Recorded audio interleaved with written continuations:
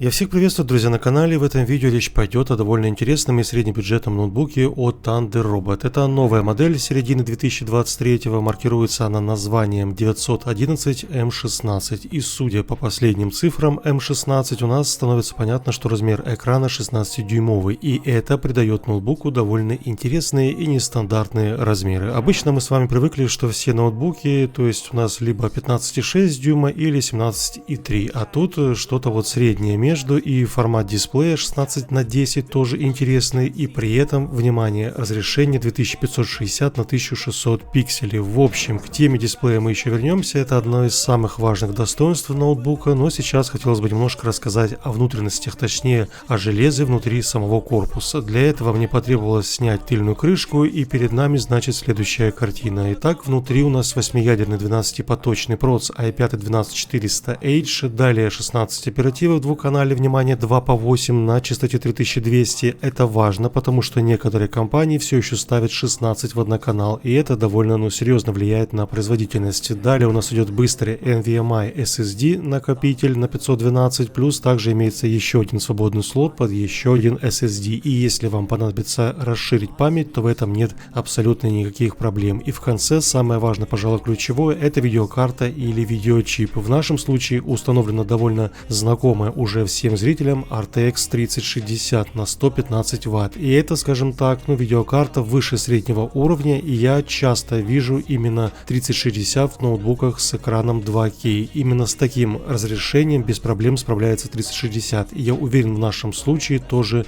не будет никаких сложностей. В остальном, значит, у нас все в порядке. Видим довольно крупную систему охлаждения. У нас 4 крупные вертушки, то есть 2 крупные вертушки и 4 медные тепловые трубки. И также имеется медная пластина. В общем, тесты покажут, насколько все это эффективно, а сейчас давайте вернемся обратно, то есть вернем обратную крышку и далее обсудим уже внешний вид, материалы и качество картинки на дисплее. Итак, сам корпус выполнен из простого, но качественного пластика, все детали хорошо подогнаны, ничего не прогибается, не скрипит, не люфтит и так далее. Собран очень даже добротно. Работать за лэптопом также удобно, полноразмерная клавиатура с цифровым блоком имеется и хорошо читаемый шрифт. Мне лично нравится, что делают с дизайном в компании Thunder Robot. Я давно уже знаком с их продуктами, и мониторы бывали у меня на обзоре, и компьютеры даже, и часто внешний вид изделия стоит у них в компании на важном месте. А на первом месте, конечно же, стоит качество экрана. Мне будет сложно передать словами вам, например, что такое плотность пикселей 2К на 16 дюймах и насколько это четкая картинка, но цветовые возможности AHVA IPS экрана это можно в целом передать на камеру. Я думаю, вам и так видно, что цвета довольно яркие, насыщенные, картинка при этом равномерно подсвечена, поэтому здесь все замечательно. Очень правильные цвета, плюс 165 Гц и чуть вытянута вверх картинка, то есть из-за того, что 16:10 стандарт нам дает довольно-таки интересный эффект на экране. Одним словом, работать за таким дисплеем можно и даже нужно. Цветопередача отличная и запас яркости, еще раз повторюсь, очень высокий. В этом плане все замечательно. Что насчет запуска игр, то я решил закинуть 3 различных проекта. Это Forza 5 часть, потом Rainbow 6 и Horizon Zero Dawn. Все это я тестировал на ультра в родном разрешении ноутбука 2560 на 1600 точек. И в первом случае в Rainbow 6 у нас в 2К, или там как правильно сказать, 2,5К, скажем так, на ультра от 120 до 140 FPS. И это при том, что я не включал даже DLSS, это нативная картинка. И если нужно вам 160-170 кадров, то пожалуйста DLSS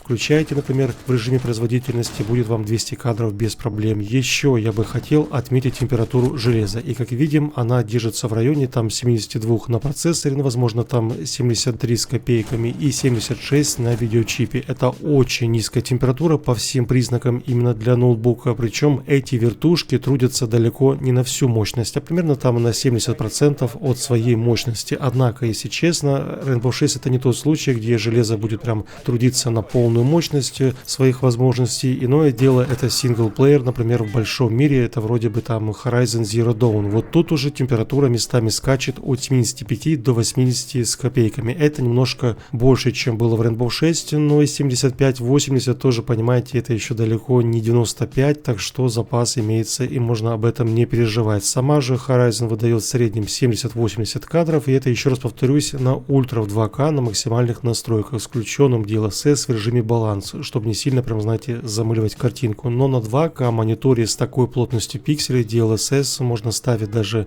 не знаю, там в режиме производительности. Это не сильно скажется на четкости, это точно.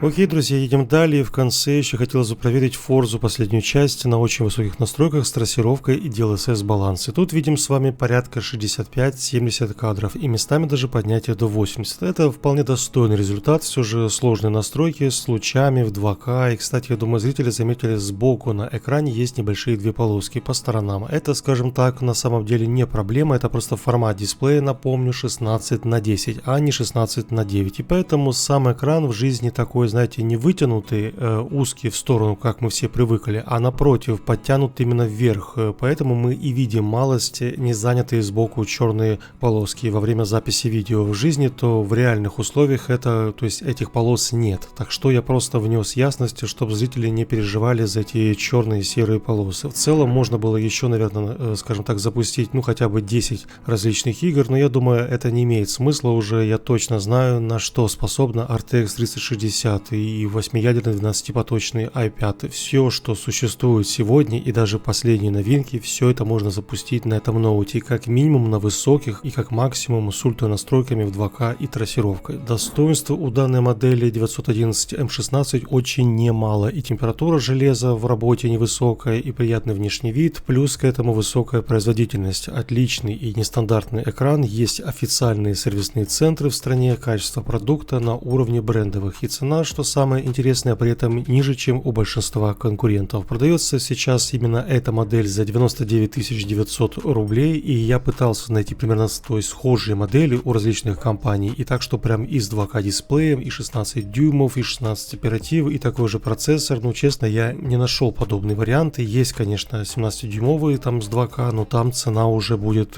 120, 130, 140, так что интересная модель у нас получилась у Thunder Robot. Из недостатков я бы, наверное, отметил, то есть я бы хотел прям в идеале полностью металлический корпус вместо пластика. Ну, я лично не очень люблю материал пластик, хотя спасибо, что хоть не черная матовая поверхность, иначе бы следов было просто море. А так, в принципе, внутри светлая подложка не оставляет следов, так что абсолютно сойдет. И в целом на этом, наверное, уже все. Если вам было интересно это видео, поставьте лайк или комментарий, подписывайтесь. Всем еще раз я желаю не болеть и увидимся уже очень скоро. Всем удачи и пока-пока.